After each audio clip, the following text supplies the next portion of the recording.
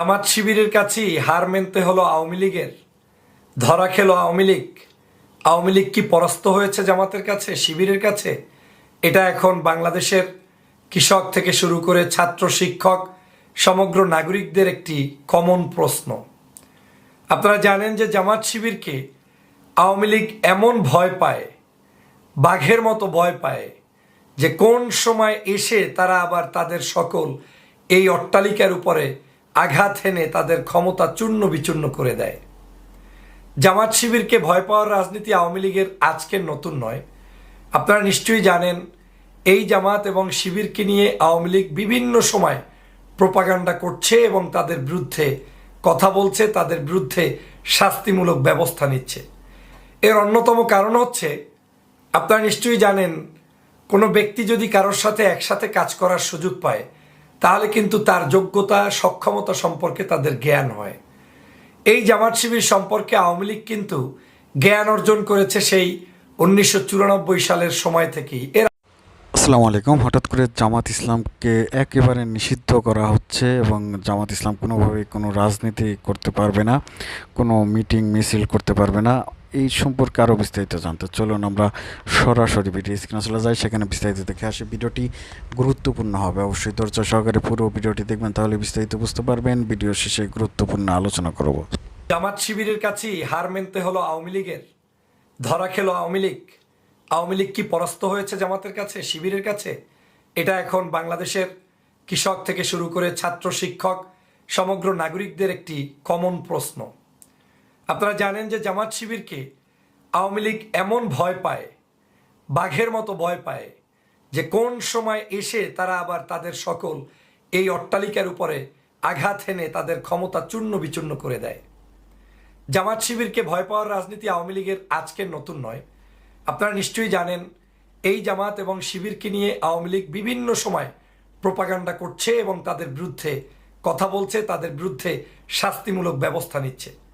এর অন্যতম কারণ হচ্ছে, আপনারা নিশ্চয়ই জানেন কোনো ব্যক্তি যদি কারোর সাথে একসাথে কাজ করার সুযোগ পায় তাহলে কিন্তু তার যোগ্যতা, সক্ষমতা সম্পর্কে তাদের জ্ঞান হয়।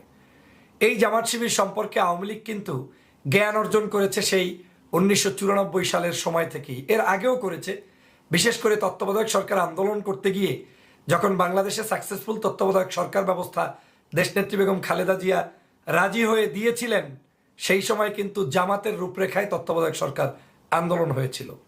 আওয়ামী লীগ তখন জামাতের কাছে সামান্য ছোট্ট একটু ছাত্রর মতো ছিলেন, মানে স্টুডেন্ট। জামাত যেভাবে হুকুম দিতেন আওয়ামী লীগ সেভাবে কাজ করতেন। সেই সময় আওয়ামী লীগ জামাতকে চিনেছে, বুঝেছে এবং তাদের দক্ষতা সম্পর্কে জ্ঞান অর্জন করেছে। কিন্তু সেই জামাতই যখন এই ফ্যাসিবাদের বিরুদ্ধে রুখে দাঁড়াচ্ছে এবং আওয়ামী লীগকে বাংলাদেশের বর্তমান প্রজন্মের কাছে শত্রু মনে করছে, দেশের মানুষের কল্যাণে আওয়ামী লীগের সকল অপতৎপরতার বিরুদ্ধে জামাত গর্জে উঠছে, তখনই আওয়ামী লীগ চিরচেনা রূপে ফিরে এসেছে। আওয়ামী লীগ মনে করছে যে জামাত আসলেই সক্ষম, জামাত চাইলে অনেক কিছু হয়, শিবিরের ছেলেরা দেশপ্রেমিক, তারা চাইলে আমাদের গদি নড়বড়ে করে দিতে পারে। এই কারণেই 2013 সাল থেকে শুরু হয়েছে জামাত নিধন কার্যক্রম।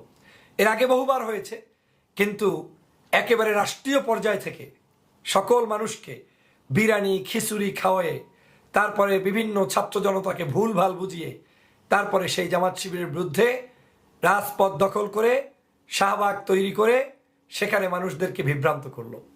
কতগুলো মানুষকে সেই দিন হত্যা করলো তারা। সেখানে দেলোয়ার হোসেন সাঈদী সহ বাংলাদেশের মাওলানা মতিউর রহমান নিজামী, কাদের মোল্লা সাহেব, আলী হাসান মোহাম্মদ মুজাহিদ, মিহির কাশেম আলী, এভাবে করে জামাতের শীর্ষস্থানীয় নেতাদেরকে ফাঁসির জন্য ওই জায়গা থেকে নির্দেশ দেওয়া হলো। অধ্যাপক গোলাম আজম সাহেবকে আজীবনের জন্য জেলের মধ্যে বন্দী করা হলো। তারপরে দেলোয়ার হোসেন সাঈদী সাহেবকে পুশ করে হত্যা করা হলো ইঞ্জেকশন পুশিংয়ের মাধ্যমে।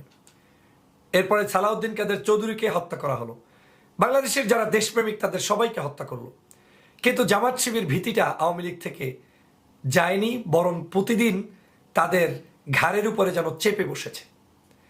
13 সাল থেকে তারা মনে করেছিল যে জামাত হয়তো নিধন হয়ে যাবে, সবাইকে মেরে ফেলেছি, এই দেশে হয়তো শিক্ষার্থীরা, বর্তমানে এই তরুণ প্রজন্ম, যেহেতু তারা কেউ বিএনপি জামাতের শাসনামল পায়নি, সবার বয়স 17 বছর 18 বছরের যুবক, তারা তো নিশ্চয়ই আওয়ামী লীগের ঘরে জন্ম নিয়েছে, আওয়ামী লীগ হবে, এই ধারণা থেকে তারা সারা বাংলাদেশের একটি মিসকনসেপ্ট নিয়ে তারা চলতেছিল।